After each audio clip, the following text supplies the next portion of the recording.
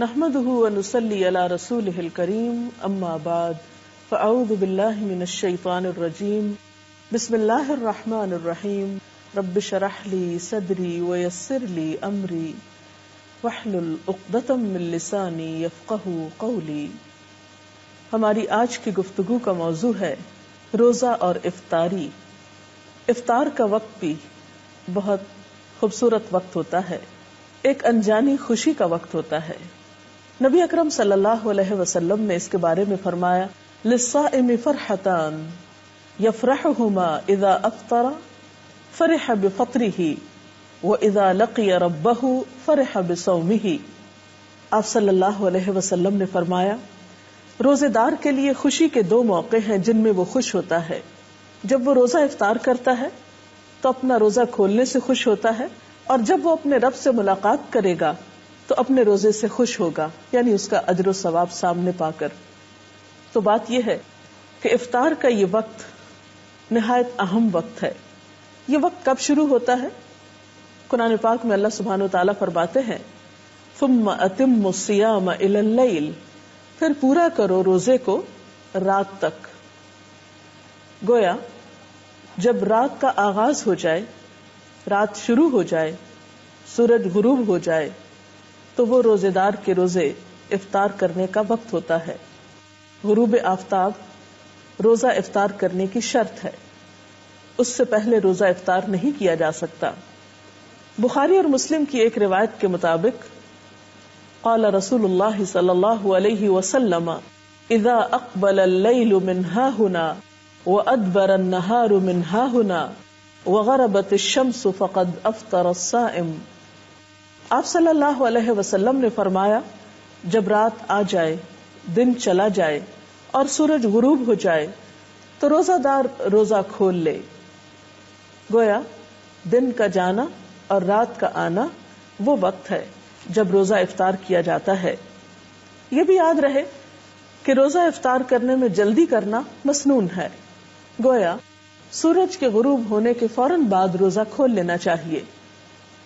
حضرت انس رضی اللہ تعالی عنہ فرماتے ہیں کہ ان النبی صلی اللہ علیہ وسلم لم یکن لیصلی المغرب حتی یفطر ولو علی شربۃ ماء، کہ آپ صلی اللہ علیہ وسلم افطار کیے بغیر مغرب کی نماز نہیں پڑھتے تھے، چاہے ایک گھونٹ پانی سے افطار کرتے.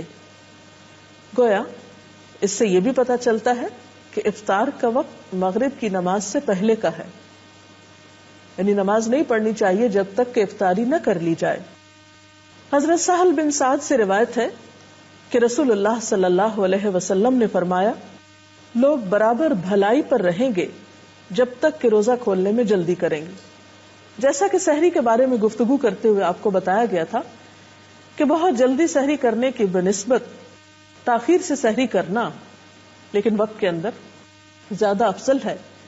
اسی طرح افطار میں بھی بہت تاخیر نہیں کرنی چاہیے کہ مثلا رات کا جب بہت اندھیرا ہو جائے، عشاء کی نماز کا وقت ہو جائے تو ایک شخص سمجھے کہ اب افطار کرنا زیادہ ثواب کا باعث ہے کیونکہ میں نے سب لوگوں سے 1-1.5 گھنٹہ زیادہ لمبا روزہ رکھا ہے اور دیر سے کھایا پیا ہے، تو ایسا کرنا کچھ ثواب کا باعث نہ ہوگا بلکہ الٹا سنت رسول صلی اللہ علیہ وسلم کی مخالفت ہوگی.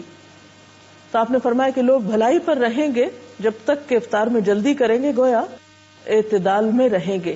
تو اس سے یہ پتہ چلتا ہے کہ ہمارا دین ہمیں ہر معاملے میں اعتدال کا سبق دیتا ہے. انتہا پسندی ہمارے دین کا حصہ نہیں ہے. ایک اور حدیث کے مطابق وہ لوگ اللہ کے محبوب بندے ہوتے ہیں جو افطار کرنے میں جلدی کرتے ہیں. عن ابی ہریرہ قال قال رسول اللہ صلی اللہ علیہ وسلم قال اللہ عز وجل احب عبادی الی عاجلہم فطرا، کہ اللہ تعالیٰ فرماتے ہیں مجھے میرے بندوں میں سب سے زیادہ محبوب وہ ہیں جو ان میں سے افطار میں جلدی کرنے والے ہیں. گویا اللہ تعالیٰ کی اطاعت کرنے میں دیر نہ کرنا، جب حکم آ جائے تو پھر پس و پیش نہ کرنا اللہ تعالیٰ کو پسند ہے. پھر اسی طرح ہم دیکھتے ہیں حضرت انس رضی اللہ تعالیٰ عنہ سے روایت ہے، اور آپ جانتے ہیں کہ حضرت انس رضی اللہ تعالیٰ عنہ حضور اکرم صلی اللہ علیہ وسلم کی خدمت میں 10 سال تک رہے. وہ کہتے ہیں کہ آپ صلی اللہ علیہ وسلم نماز مغرب سے پہلے تازہ کھجوروں سے روزہ افطار فرماتے، اگر تازہ کھجوریں نہ ہوتی تو خشک کھجوروں سے افطار فرماتے، اگر خشک کھجوریں نہ ہوتی تو چند گھونٹ پانی سے ہی افطار فرما لیتے۔ تو اس سے پتہ چلتا ہے کہ دوسری چیزوں کی نسبت کھجور سے روزہ افطار کرنا آپ کو زیادہ پسند تھا، گویا آپ کی سنت اور آپ کی پسندیدہ چیز کھجور سے روزہ افطار کرنا ہے، اور کھجوروں میں بھی تازہ کھجور۔ لیکن ضروری نہیں کہ ہر شخص کے پاس کھجوریں ہوں، اور یہ بھی ضروری نہیں کہ تازہ کھجوریں ہوں، تو اگر میسر ہو، ممکن ہو تو ایسا کرنا زیادہ بہتر ہے، اور اگر یہ چیز میسر نہ ہو تو اس کے بعد پانی پینا زیادہ بہتر ہے، کیونکہ پانی پاک کرنے والی چیز ہے۔ افطاری کے سلسلے میں ایک اور بات کا ہم سب کو خیال رکھنا چاہیے کہ یہ وقت بھی دعاؤں کی قبولیت کا وقت ہے۔ جیسے سحری کے سلسلے میں آپ کو بتایا گیا تھا کہ وہ وقت ذکر الہی کا وقت ہے، دعاؤں کی قبولیت کا وقت ہے، اسی طرح افطار کا وقت بھی دعاؤں کی قبولیت کا وقت ہے۔ اس سلسلے میں ہم دیکھتے ہیں کہ آپ صلی اللہ علیہ وسلم نے فرمایا، ثلاث دعوات لا ترد، دعوت الوالد ودعوت الصائم ودعوت المسافر، کہ 3 آدمیوں کی دعا رد نہیں کی جاتی، باپ کی دعا، روزہ دار کی دعا اور مسافر کی دعا۔ تو گیا انسان ان تینوں حالتوں سے فائدہ اٹھا سکتا ہے۔ والدین کو اپنے بچوں کے لیے خصوصی دعائیں کرنی چاہیے، اسی طرح روزہ دار افطار کے وقت خاص طور پر دعا کرے، دن میں بھی دعا کر سکتا ہے لیکن خصوصاً افطار کے وقت، اور اسی طرح مسافر بھی عام دنوں کی نسبت سفر کی حالت میں اللہ تعالیٰ کے زیادہ قریب ہوتا ہے، اس لیے اس کو اس موقع سے بھی فائدہ اٹھانا چاہیے۔ افطاری کے لیے آپ صلی اللہ علیہ وسلم نے خود بھی دعا سکھائی ہے۔ ان ابن عمر قال كان النبي صلی اللہ علیہ وسلم اذا افطر قال ذهب الظمأ وابتلت العروق وثبت الاجر ان شاء اللہ، جس کا ترجمہ ہے پیاس ختم ہو گئی، رگیں تر ہو گئیں اور روزے کا ثواب پکا ہو گیا انشاء اللہ۔ اسی طرح افطار کی کچھ اور دعائیں بھی آپ نے سکھائیں۔ حضرت معاذ بن زہرہ سے روایت ہے کہ نبی صلی اللہ علیہ وسلم جب روزہ افطار کرتے تو فرماتے، اللہم لک صمت وعلی رزقک افطرت۔ اس کا ترجمہ ہے، اے اللہ تیرے ہی لیے میں نے روزہ رکھا اور تیرے ہی رزق پر میں نے افطار کیا۔ جیسا کہ آپ جانتے ہیں کہ افطار کرنا اور افطار میں جلدی کرنا بابرکت ہے، اسی طرح افطاری کے وقت بھی دوسروں کی غم گساری اور دوسروں کی دلجوئی اور دوسروں کے حقوق کا لحاظ رکھنا بہت ضروری ہے۔ اسی لیے ہم دیکھتے ہیں کہ نبی اکرم صلی اللہ علیہ وسلم نے روزے دار کے روزے کو افطار کرانے کی بھی ترغیب دلائی ہے۔ حدیث میں آتا ہے کہ جس نے روزہ دار کو روزہ افطار کرایا اسے بھی اتنا ہی اجر ملے گا جتنا اجر روزہ دار کے لیے ہوگا، اور روزہ دار کے اجر سے کوئی چیز کم نہ کی جائے گی۔ تو اس سے پتہ چلتا ہے کہ اگر ایک انسان دوسروں کے روزے افطار کرانے کا اہتمام کرتا ہے تو وہ ایک بہت بڑے اجر کو سمیٹتا ہے۔ اور اس میں بھی پھر بات یہ ہے کہ کس چیز سے کسی کا روزہ افطار کرایا جائے، کیا اس کے لیے ضروری ہے کہ ایک بہت بڑی افطار پارٹی کا ہی اہتمام کیا جائے، یا ایک دیگ ہی پکائی جائے، یا کوئی خاص قسم کا اہتمام ہو؟ نہیں، یہ ثواب ہر وہ شخص پا سکتا ہے کہ جو لسی کا ایک گھونٹ یا ایک کھجور یا پانی کا ایک گھونٹ پلا کر ہی کسی کا روزہ افطار کراتا ہے، اس کو بھی یہ سارا اجر و ثواب حاصل ہوتا ہے۔ اب آپ دیکھیے کہ روزہ افطار کرانے والے نے تو یہ اجر پا لیا، لیکن جو شخص روزہ افطار کر رہا ہے اسے جواب میں کیا رویہ اختیار کرنا چاہیے؟ اسے بھی ایک ادب اور اخلاق سکھایا گیا کہ وہ افطار کرانے والے کے لیے دعا کرے، اور وہ دعا بھی آپ صلی اللہ علیہ وسلم نے خود سکھا دی۔ ان انس قال كان رسول اللہ صلی اللہ علیہ وسلم اذا افطر عند قوم قال افطر عندكم الصائمون واكل طعامكم الابرار وتنزلت عليكم الملائکہ۔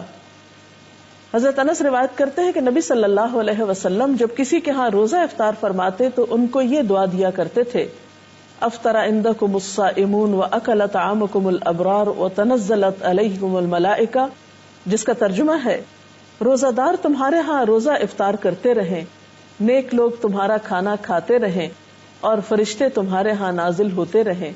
تو گویا اس سے یہ پتہ چلتا ہے کہ اس موقع پر دوسرے کا دل خوش کرنا اور اس کے لیے اچھی اچھی دعائیں کرنا ایک بہترین عمل ہے. تو آج کی گفتگو کا خلاصہ یہ ہے کہ روزہ مکمل کر کے افطار کرنا چاہیے. افطار میں جلدی کرنی چاہیے. افطار کے لیے افضل چیز کھجور اور پانی ہے. افطاری کے وقت دعائیں کرنی چاہیے اور مسنون دعا یاد کر لینی چاہیے. اگر یاد نہ ہو تو لکھی ہوئی سامنے رکھ کر پڑھ لینی چاہیے. اسی طرح دوسروں کا روزہ افطار کرانے کا بھی اہتمام کرنا چاہیے، لیکن اس معاملے میں بھی اعتدال کی ضرورت ہے. ایسا نہ ہو کہ اس اہتمام میں پڑھ کر انسان اپنی مغرب کی نماز بھی کھو دے یا تراویح کے لیے ہمت ہار بیٹھے. ہمارا دین اعتدال کا دین ہے. اس میں ایک طرف اللہ کے حقوق ہیں اور دوسری طرف بندوں کے ہیں، اور دونوں ہی اپنی جگہ بہت اہم ہیں. اگر اس سلسلے میں آپ کا کوئی سوال ہو تو آپ کر سکتے ہیں. ابھی ہم نے آپ کی گفتگو میں سنا کہ افطاری کا وقت جو ہے وہ دعاؤں کی قبولیت کا ٹائم ہے، لیکن عام طور پہ ہمارے گھرانوں میں دیکھا گیا ہے کہ اس وقت افطاری کی تیاری میں زیادہ دھیان ہوتا ہے اور دعاؤں کی طرف جو ہے وہ دھیان کم ہوتا ہے. تو اس چیز کو کیسے امپروو کیا جا سکتا؟ جی شکریہ. افطار کا وقت سحری کے وقت کی طرح ایک بہت بہترین وقت ہوتا ہے، دعاؤں کی قبولیت کا وقت ہوتا ہے. اور عام طور پر دیکھا گیا ہے کہ افطاری کی تیاری میں اتنا وقت لگ جاتا ہے کہ دعا کرنا بھی بھول جاتے ہیں، اور آخری وقت تک کچھ نہ کچھ پکایا جاتا رہتا ہے یا لگایا جاتا ہے، اور اسی میں سارا وقت گزر جاتا ہے. اس سلسلے میں بات یہ کہ ایک تو اوور ایٹنگ روزے کے سارے مقصد کو ختم کر دیتی ہے. پھر بعض اوقات طبیعت میں اتنی گرانی ہوتی ہے کہ اس کے بعد نماز جو ہے وہ ایک بہت بوجھل اور مشکل کام محسوس ہوتا ہے. پھر اسی طرح اسراف بھی ہوتا ہے. تو اس میں بھی اعتدال کی ضرورت ہے. انسان افطاری کی تیاری میں اگر جلدی کرے اور آخری وقت یعنی روزہ افطار کرنے سے پہلے کے کچھ لمحات جو ہیں وہ تمام کاموں کو چھوڑ کر خصوصی طور پر دعائیں کرنے میں گزارے تو یہ ایک بہت بہترین عمل ہوگا.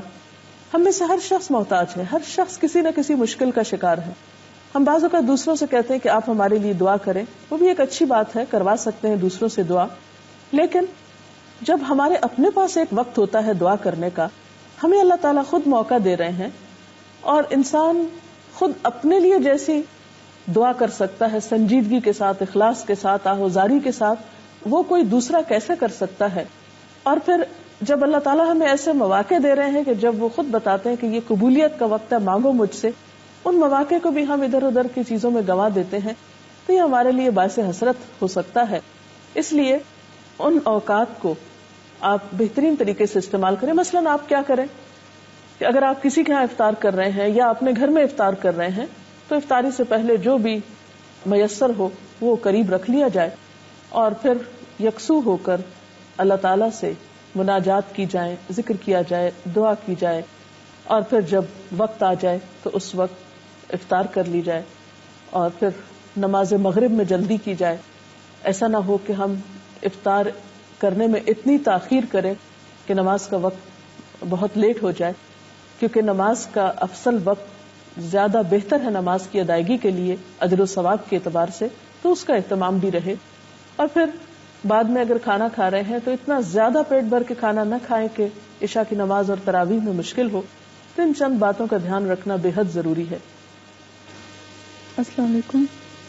میرا آپ سے سوال ہے کہ بادلوں کی وجہ سے کبھی کبھی سورج چھپ جاتا ہے، ایسا لگتا ہے جیسے غروب ہو گیا ہے، اور ہم اگر روزہ کھول لیتے ہیں تو کیا وہ ہو جائے گا؟ وقت سے پہلے روزہ افطار کر لیا جائے تو اس سے روزہ نہیں ہوتا، اس روزے کو آپ کو دہرانا ہوگا. کوئی اور سوال؟